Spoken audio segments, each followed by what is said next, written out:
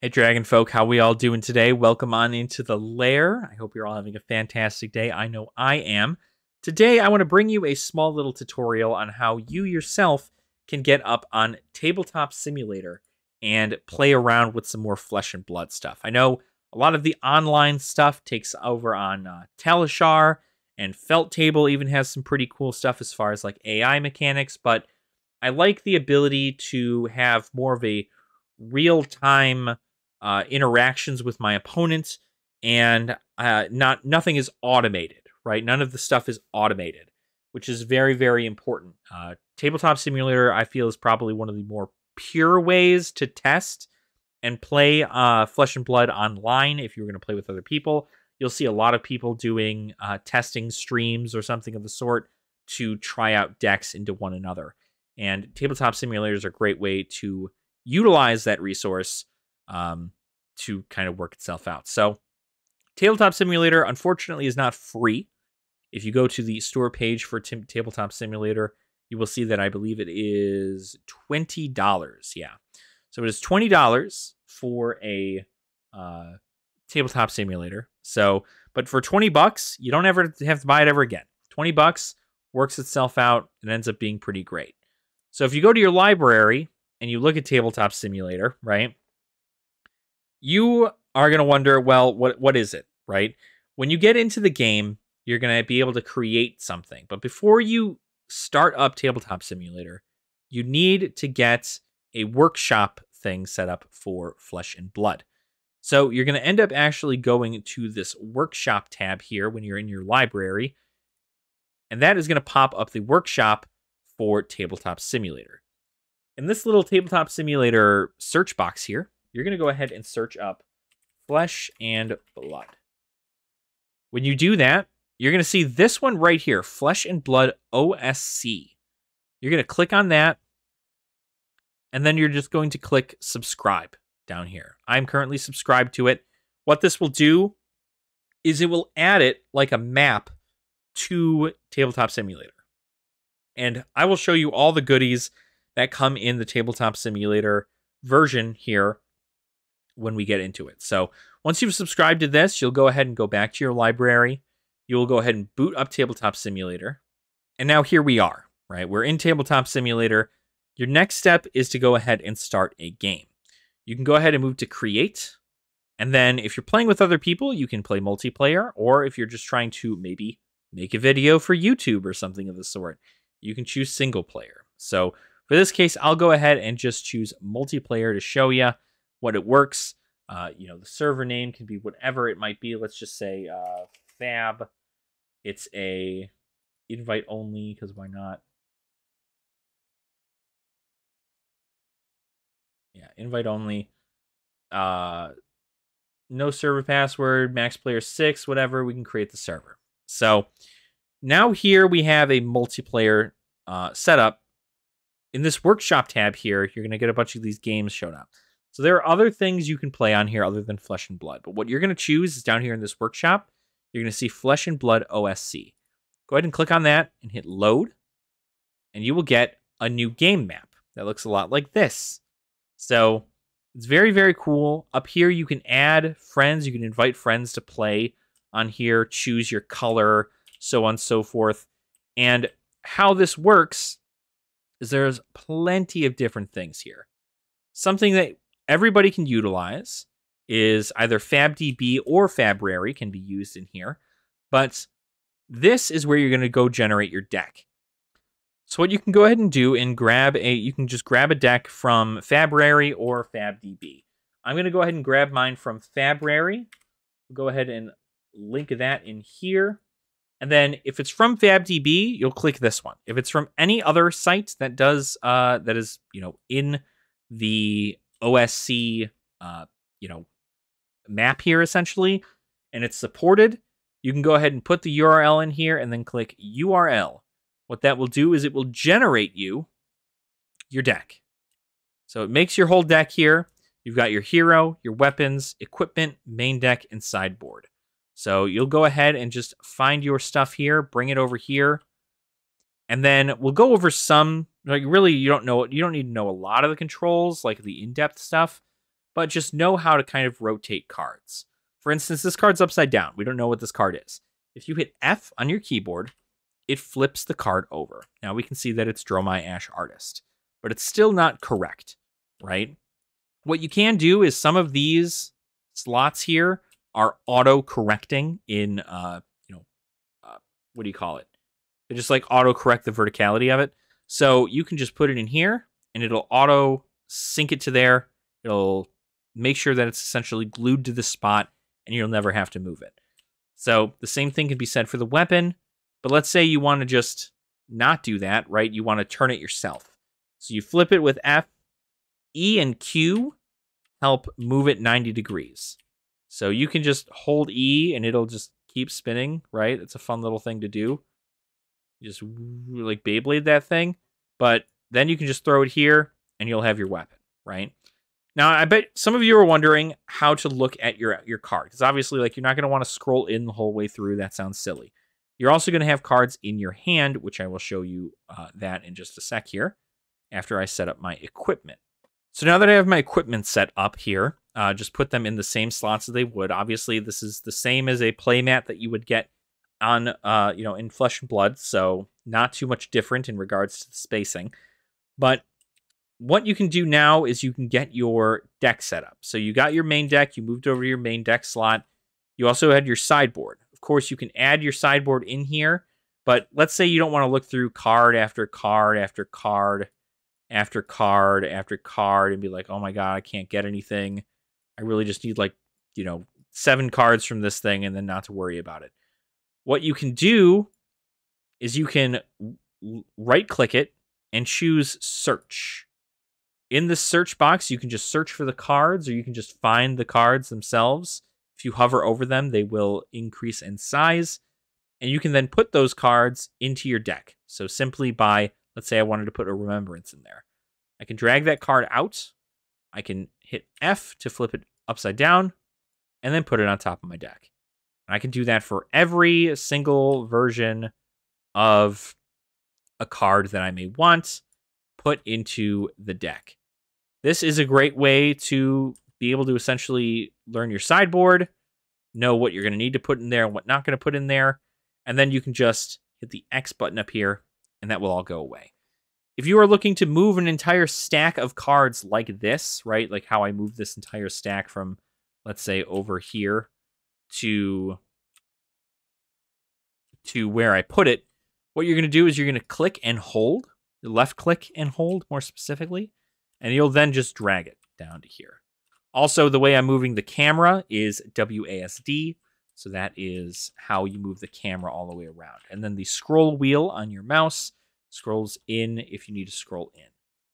Now, before you start your game, you're going to want to get a life counter.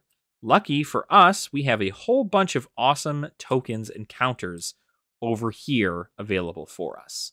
So you can go ahead and just grab one of these guys here, put it up here, and then you can just make its number 40, right? Add 4, just make it 40. And these little numbers down here also can add or subtract or whatever it might be. I think this clears it. Yeah. And so that's how you utilize the calculator, essentially.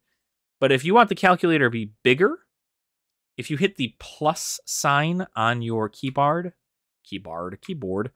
it will increase the size, as well as the minus key will decrease the size. So you can make a really, really big little life counter here. You can not put it that way. There we go. And then that way you have something to track life when you are playing against your opponent. Usually I put these kind of up this way almost, or somewhere where they're not in the way normally. Because like obviously up here it's going to get in the way of this. So either down here or somewhere where it's just not in the way essentially. So that's getting a calculator out. Now, of course, we need all the tokens. So for instance, for Dromai, we have Ash tokens and Aether Ashwing tokens. There's all the tokens you could possibly think of here in Flesh and Blood, right? So it's got literally everything. There are also little counters here, as well as dice. And these are all infinite, so you can pull out as many dice as you want from this, and it won't make a difference. You can just keep on throwing them. So, works out well. You can, of course, hover over them and press delete, and it will delete the dice. So, again, normally you're going to want probably some dice to do counters. You can make them bigger with that plus sign. And then let's say you wanted to grab the ash token. You can do that as well. You can put that here and then flip it over because that is not ash right now. So now you're kind of set up here, right? But something's missing. Your hand. But before you put anything in your hand, you're going to want to shuffle your deck. If you hover over your deck, your main deck, and you press R, it will shuffle your deck for you. Essentially randomize, right? So you're going to press this a couple of times, and just to make sure it's fully shuffled. And then when you're ready to draw a card, you're going to press 4. When you're hovering over this deck, you'll press 4. It will draw you 4 cards from the top of the deck. And now you have a hand.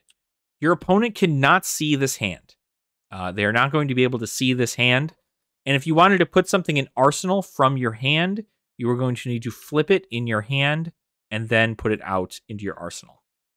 And that is how you go about doing that. If you want to look at your arsenal card without, flipping it over with F to show your opponent, because obviously you're going to want to keep it a secret. If you hold down Shift and then hit Alt, it will show you the card. Alt is also how you bring up the cards themselves. So if, for instance, you have this stuff in your hand and you're like, oh, well, I don't really know what that does yet, you can hit Alt and it will bring as long as you hold it down, it will enlarge the card that you have hovered over right now. So you can move over to Sweeping Blow, which is the other card in my hand, over to Sigil of Solace. And that way you can see them at a larger scale for those of you with bad eyes, or maybe who are just learning how to play Flesh and Blood. This is a great way for you to learn that. And now let's say you're going to go into combat, right? You'll go ahead and maybe you'll just do this, right? You'll play this, you'll pitch. You can also do all of this from your hand here. It's always available. You do not need to be moving yourself down here to look at this. Your hand will be down here. So you play that. You'll go ahead and pitch maybe this, right? That'll go to your pitch zone. You'll make 2 ash. And then you'll go ahead and do that again, right? This, pitch this, make 4 ash. So let's say it's the end of your turn. So now what you can do is you can go ahead and just stack your cards on top. Left click and hold, put them into the discard pile. And then what you can do for this is you can choose, obviously, if you're going to change your pitch, you can drag your card out to be whatever you want on the bottom of the deck. And then you will just flip these with F. And then you can left click and hold your deck, put it on top of your pitch stack pile, and then put it back in your deck slot. And then you will draw 4 new cards by pressing 4. And there you go. Brand new hand. So that is playing Flesh and Blood. Most of the time, what you're going to do is you're going to see your opponent is going to do something in regards like, let's say you come in with Spears of Surrealty and your opponent wants to block. You can go ahead and they can block that with a card from their hand. Usually what they'll do is they'll turn it sideways, just like you would in the game, to block that. And this is why I kind of like it, because it's a great kind of interaction. You don't get it's not an automated system. There's no real bugs in regards to the damage taken. You take care of your own life. Your opponent takes care of their own life. You're able to still look at their board and see its true board state. There's no lag, as far as I know. You got to have a pretty good ping to host it, I guess. But it is very important to to at least have that. But this is how I personally would like to get a lot of games going on Flesh and Blood. I need to do a lot of testing, and I would like to start doing a lot of testing here on Tabletop Simulator. So for those of you who follow the channel, or maybe those of you who are just looking to kind of get some reps in Flesh and Blood, I have no idea what time I want to actually do something like this, but I know that I want to do it. And I'm just not sure on a day that works out for myself as well as other people. Maybe we'll make it a certain day where I do a raffle for some of you guys who are interested to join me on a Discord call to hang out and play some Flesh and Blood. So I think it'd be very, very fun, very exciting, and hopefully this gets more people into the game, right? This is other than the $20 fee to play Tabletop Simulator, right? Because you got to pay for the game. It's completely free. Every card is put into here. The people who work on the database stuff for this, this OSC, this mat essentially, or this play world, they work diligently to make sure that the cards, even when they are like just spoiled, are put into the game and then generated simply because they use the stuff from FabDB, which is the Fab database, right? They upload a bunch of the new cards and stuff. So the cards get updated pretty frequently. And I think like every card available in the game is available in Tabletop Simulator. So if this is a way for you to wanting to maybe test out a deck before you buy it, or maybe even just trying to play around with some friends and get some testing going without having to go over to their house or try some other thing, right? Then this is a great way to do that. But of course, Talishar is also available for those of you who want more of a standard ranking, because I know on Talishar it syncs up with Fabrary as far as win rate goes, but that's a different video, right? So thank you all so much for watching.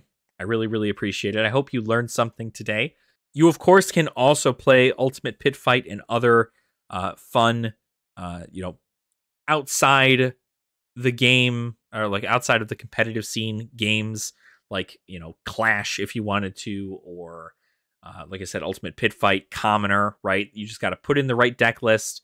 And if you want a multiplayer setup, you just change the setup in the game to be multiplayer and it'll be fine. So that's how to play Flesh and Blood on Tabletop Simulator. So let me know in the comments down below if you guys kind of got everything throughout this guide. I like to just kind of go from what I know and let everybody else figure out the small little details over time. But it was great to be able to show you guys because I know it's a great asset for a lot of people, and it really does help because you get a more personalized feel when playing against another player in Tabletop Simulator as opposed to playing against them on Talishar, I would say. So while you're down there writing that comment, make sure to like the video and also subscribe to the channel as well if you have not already. We do also have a Patreon link in the description down below if you want to support the channel in a more monetary sense. Every dollar goes to making this channel better and better by the day. Obviously, production could probably use some work. Good job, me. But I know a lot of my equipment is very old, and I am trying my best to make sure that that is changed over the years to come. So thank you for sticking by my side, and I will see you all very soon. Nerd out.